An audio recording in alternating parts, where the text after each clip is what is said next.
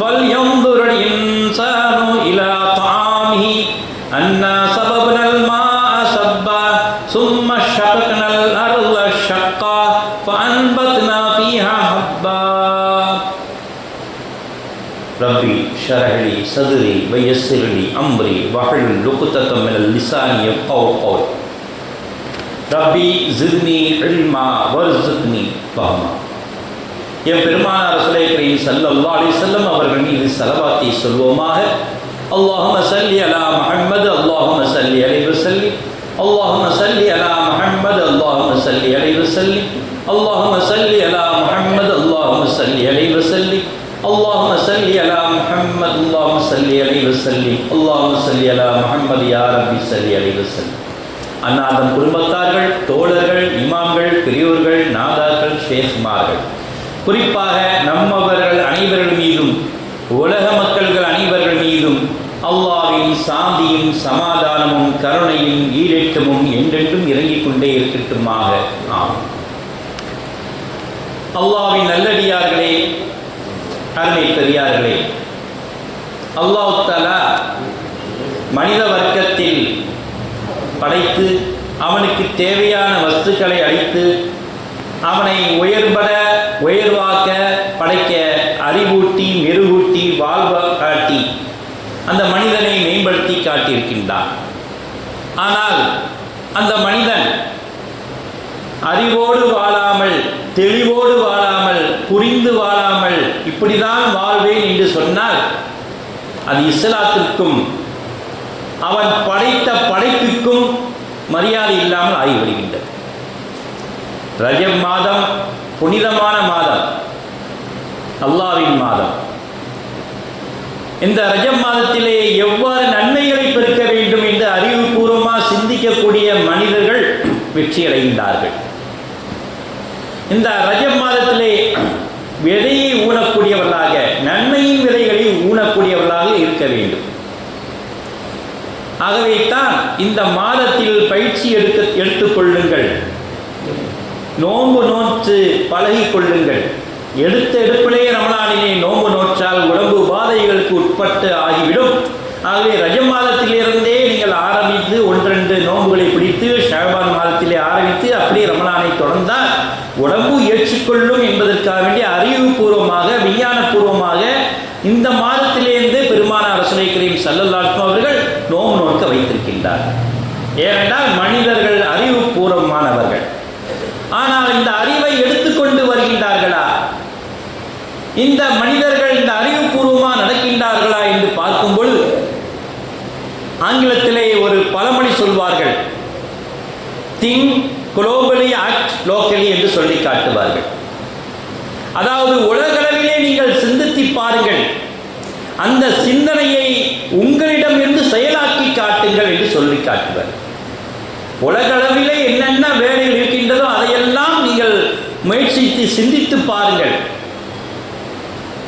அதை அப்படியே ஃபாலோ பண்ணாமல் உங்களுக்குன்னு ஒன்று இருக்குது அல்லவா, இஸ்லாமிய பாரம்பரியம், இஸ்லாமிய நடைமுறை, அதன்படி நீங்கள் வாழ்க்கை அமைத்துக் கொள்ளுங்கள். அதை தெரியாமல் இருக்கக்கூடாது. அது உலக விஷயங்கள் என்ன அப்படி என்று தெரிந்தால்தான் இந்த மார்க்கத்தில் எவ்வளோ நன்மையான காரியங்கள் எல்லாம் சொல்லி காட்டியிருக்கின்றார்கள் என்பதை நமக்கு புரிந்து கொள்ள முடிகின்றது. ஏனென்றால் உலகம் எவ்வாறு செயல்படுகின்றது, கலாச்சாரங்களை மாற்ற வேண்டும், மொழியை மாற்ற வேண்டும், இனத்தை மாற்ற வேண்டும், உடையை மாற்ற வேண்டும், ஆடையை அகற்ற வேண்டும், அலங்காரப்படுத்திக் கொள்ள வேண்டும் என்று எல்லாத்திலும் போர் செய்து கொண்டிருக்கின்றார்கள். திரையரங்குகள் மூலமாக, வீடியோ மூலமாக, நெட்டு மூலமாக, டிவி மூலமாக, இன்னும் பல சாதனங்கள் மூலமாக, அத்தனை சாதனங்களும் நமக்கு சொல்லிக் கொள்ளக்கூடிய ஒன்று என்ன, உன்னுடைய கலாச்சாரத்தை மாற்றி. அரபு தேசத்திலே அழகாக வாழ்ந்து கொண்டிருந்த மக்களிடம் இன்று திரையரங்குகள் உள்ளே நுழைந்து விட்டது. அதை பார்த்து அவர்கள் ஆசாபாசங்கள் வளரும். இப்படி வாழ்ந்தால் என்ன, இப்படி ஏன் வாழ்கின்றோம் என்ற 2 கேள்விகள் மனதிலே எழும். அப்படி வாழ்ந்தால் என்ன, இப்படி ஏன் நம்மளை வாழ செய்கின்றார்கள், இப்படி ஏன் வாழ செய்தார்கள் என்பதை சிந்தித்து பார்க்க வேண்டும் என்று இறைவன் பல ஆயத்திலே சொல்லி காட்டுகின்றான். அவன் கல்வி கற்க சொல்கின்றான் இறைவன். நீங்கள் கல்வி கற்று மேன்மை அடையுங்கள். உங்களை கல்வி கற்காமல் தடுப்பார்கள். கல்வி கற்று மேன்மை அடையுங்கள்.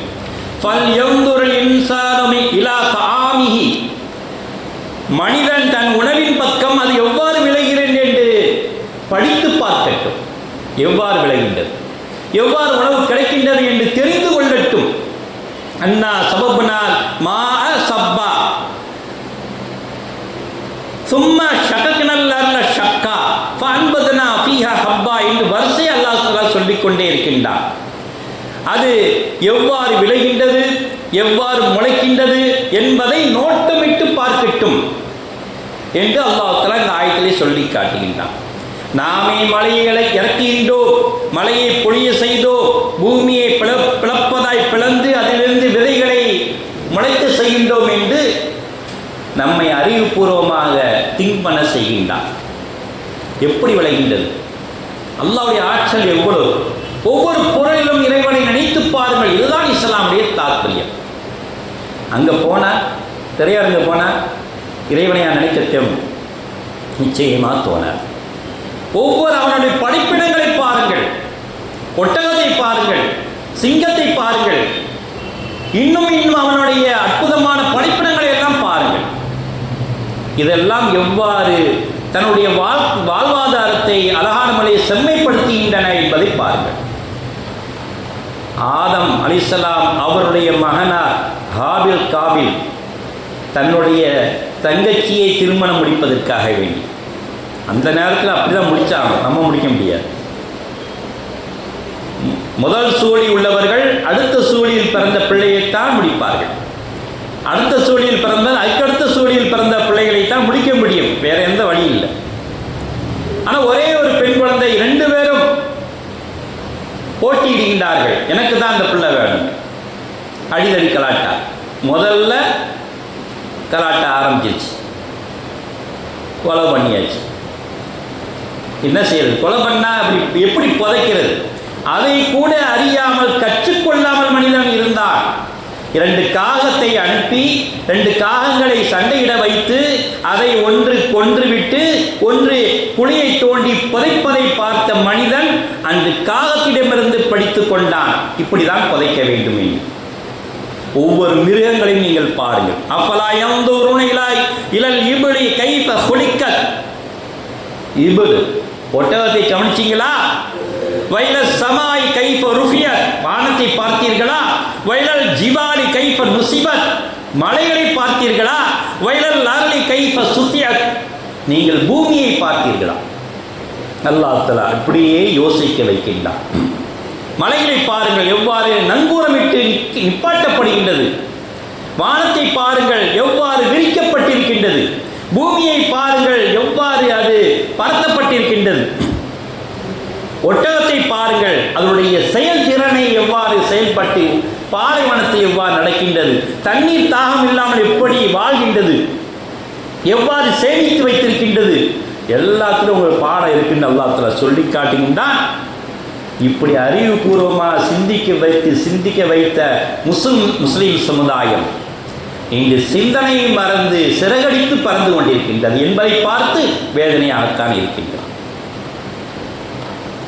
ஒரு சந்தர்ப்பத்தில் நஜ்ஜாஷி மன்னர் நபி தோழர் ஜாஃபர் பின் அபு தாலிப் ரலியல்லாஹு தஆலா அவரிடம் கேட்கின்றார்கள், உங்களை எவ்வாறு பக்குவப்படுத்தினார்கள்? இவ்வளவு கட்டுக்கோப்பான ஒரு சமூகத்தை எவ்வாறு உங்கள் நபிகள் நாயகம் கட்டுக்கோப்பாக உருவாக்கினார்கள் என்பதை நஜ்ஜாஷி மன்னர் கேட்கின்றார். உடனே ஜாஃபர் பின் அபி தாலிப் ரலியல்லாஹு தஆலா அவர்கள் சொல்லி காட்டினார்கள், நாங்கள் வெறும் தற்குறியாத்தான் இருந்தோம். தற்குறினா எழுத படிக்க தெரியாது, உலகமே என்னன்னு தெரியாது. வேற என்ன செய்வீங்க? அக்கம் பக்கத்தில் வீண் சண்டை விடுவோம். தன் பிளஸ் குறி, தனக்கு மட்டும்தான் தன்னுடைய அறிவை பயன்படுத்துவோம். அதுதான் தற்குறி. அடுத்தவரை பற்றி யோசிக்கவே மாட்டோம், அடுத்தவரை பற்றி யோசிக்க மாட்டோம். பக்கத்து விரல் உதவி செய்யணுமா, இவருக்கு உதவி செய்ய வேண்டும், இவருடைய உயிரை காப்பாற்ற வேண்டும், அவருடைய உயிரை காப்பாற்ற, எதையுமே யோசிக்க மாட்டோம். தன் ப்ளஸ் குறி, தன்னை மட்டும்தான் யோசிப்பாங்க, தற்குறிவாங்க. படிப்பறிவு இருக்காது, சொன்னாலும் புரியாது. அப்படிப்பட்ட மரமண்டைகளாக தான் இருந்தோம், எது சொன்னாலும் தெரியாது. அப்படிப்பட்டவர்களை கல்லூரி மங்கனாக இருந்த எங்களை அழகான முறையை ஜொலிக்க வைத்தவர்கள் பெருமானார் ரசூலுல்லாஹி ஸல்லல்லாஹு அலைஹி வஸல்லம். சிலைகளை வணங்கி கொண்டிருந்தோம், புரிய வைத்தார்கள். செத்த பிராணிகளை எல்லாம் சாப்பிட்டுக் கொண்டிருந்தோம், புரிய வைத்தார்கள். அருவருப்பான காரியங்கள் எல்லாம் செய்து கொண்டிருந்தோம், எங்களை விளங்க வைத்தார்கள். உறவுகளை துண்டித்து வாழ்ந்தோம், புரிய வைத்தார்கள். அண்டை வீட்டாரிடம் சண்டை சச்சரவு செய்து கொண்டிருந்தோம், விளங்க வைத்தார்கள். மது, சாராயம், விபச்சாரம் புரிவது பெருமையாக கொண்டோம், அதெல்லாம் பாவம் என்று எங்களை விளங்க வைத்தார்கள்.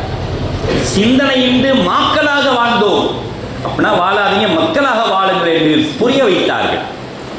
இதெல்லாம் புரிந்த பிறகு தற்குறி என்ற அடையாளம் எங்களை விட்டு விலகிவிட்டது. இப்பொழுது நாங்கள் அறிவுபூர்வமான அல்லாஹ்வின் அடிமை என்ற ஒரு வார்த்தையை மிளிர வைத்தார்கள் பெருமானார் ரசூலுல்லாஹி ஸல்லல்லாஹு அலைஹி வஸல்லம். அப்படிப்பட்ட சமூகம் எவ்வளவு மாற்றங்களை உருவாக்கினார்கள்.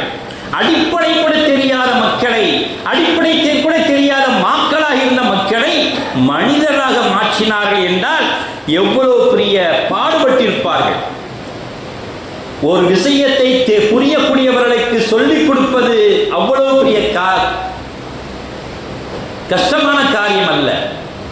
ஒண்ணுமே புரியாத மக்களை எல்லா விஷயங்களையும் கற்றுக் கொடுப்பது இருக்கின்றதே, அது சாமானியமற்ற விஷயம் அல்ல, சாதாரண விஷயமா?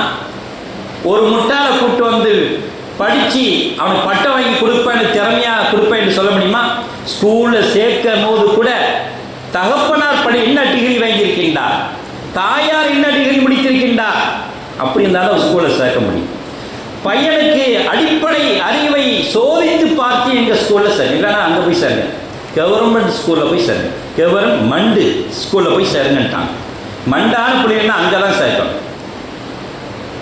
அறிவான பிள்ளைகளை இங்கே வந்து சேருங்கள் என்று பாகுபடுத்தி பார்த்து கொண்டு அறிவை விநியோகம் செய்து கொண்டிருக்கின்றார். ஆனால் பெருமானார் ரசூலுல்லாஹி ஸல்லல்லாஹு அலைஹி அவர்கள் அவ்வாறு செய்வது.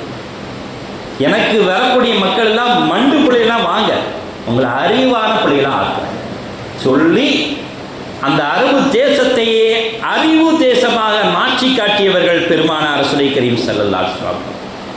ஆகவே தான் அந்த மக்கள் எல்லாம் இறைவன் யார், இறை தூதர் யார், குர்ஆன் என்ன, வேதம் என்ன என்பதை புரிந்து கொண்டு வாழ ஆரம்பித்தார்கள்.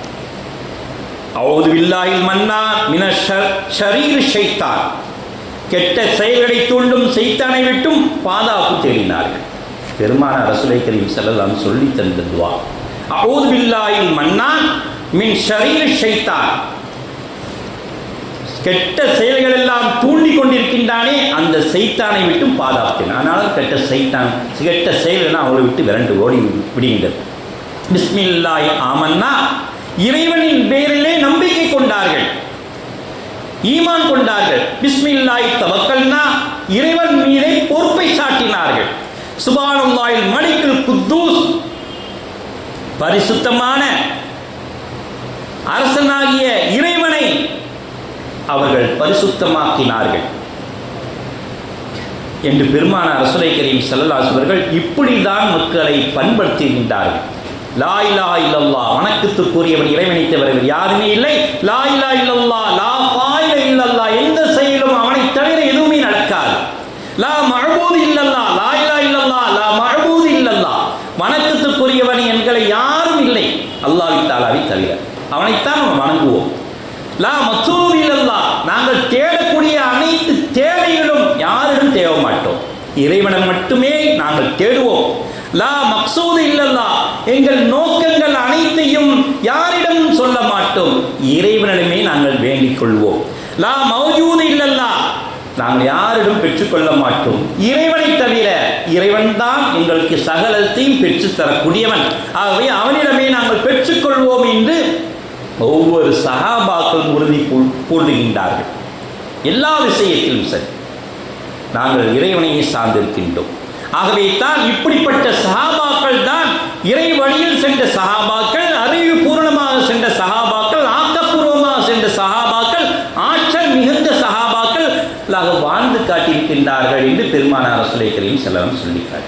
இப்படிப்பட்ட சஹாபாக்கள் இவ்வளவு வென்றார்கள். ஆனால் இன்று அவர்கள் கஷ்டப்பட்ட வாழ்க்கையை முழுவதும் வீணடித்துக் கொண்டிருக்கின்றோம். திரையரங்கில் பார்த்து, திரையரங்கு மறுமையில் அரங்காக ஏறாது. திரையரங்கு நரகத்தின் ஜோலியாகத்தான். ஆகவே தான் திரையரங்கை திரையோடு அப்புறமாக விட்டுவிட வேண்டும். நம் மனதுக்குள் மறைபொருளாக வைத்துக் கொள்ளக்கூடாது என்று இஸ்லாம் அழகான் மொழி சொல்லி காட்டுகின்றது. இப்படிப்பட்டவர்கள் நரகவாசிகள் சென்ற பிறகு நரகவாசிகள் சொல்வார்கள், வகாலு லவ் குன்னா நஸ்மஉ அவ் நஅகிலு மா குன்னா ஃபி அஸ்ஹாபி ஸஈர் என்று மொழிவார்கள். நாங்கள் அவர்கள் போதனை செய்தார்களே, நல்ல விஷயங்கள் எல்லாம் எடுத்துரைத்தார்களே, எங்களை நன்மையின் பக்கம் அழைத்தார்களே, நாங்கள் செவியேற்கவில்லையே, சிந்தித்து பார்க்கவில்லையே. அப்படி நாங்கள் செவியேற்றிருந்தால், சிந்தித்திருந்தால் நாங்கள் நரகவாசியா ஆயிருக்க மாட்டோமே என்று நரகத்தில் கூப்பாடு போட்டு ஒரு பிரயோஜனம் இல்லை என்று அல்லாஹ் தஆலா அந்த ஆயத்திலே சொல்லி காட்டுகிறார். அங்கே போய் என்ன செய்யறது?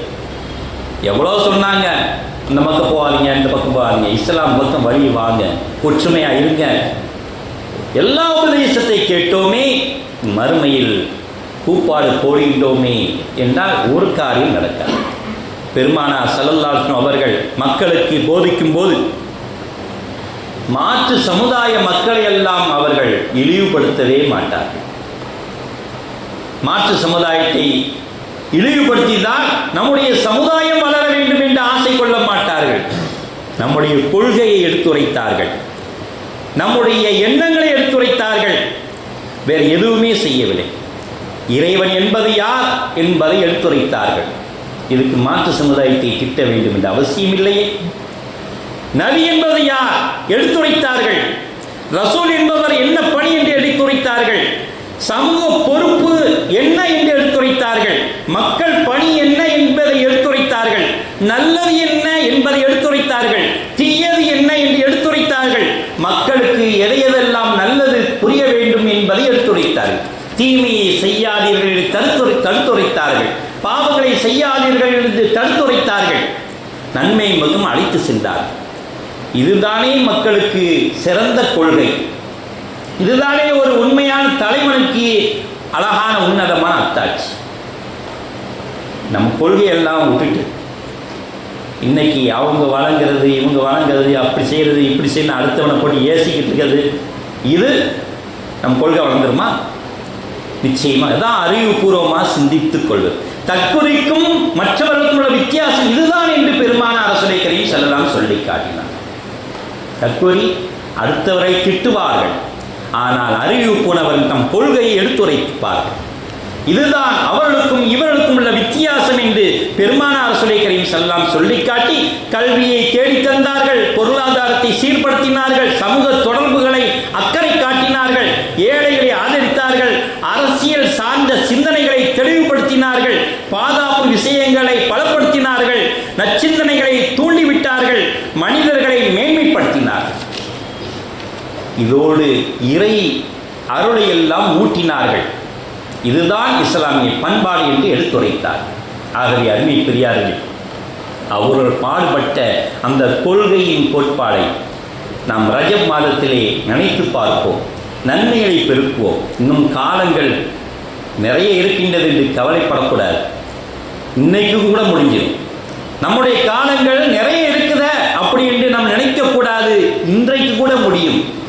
இன்றையிலிருந்து நன்மையை செய்ய ஆரம்பிப்போம்.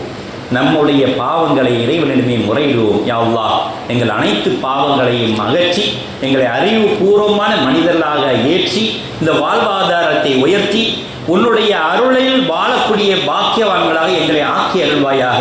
வாஹிர் தஅவானா அல்ஹம்துலில்லாஹி ரப்பில் ஆலமீன்.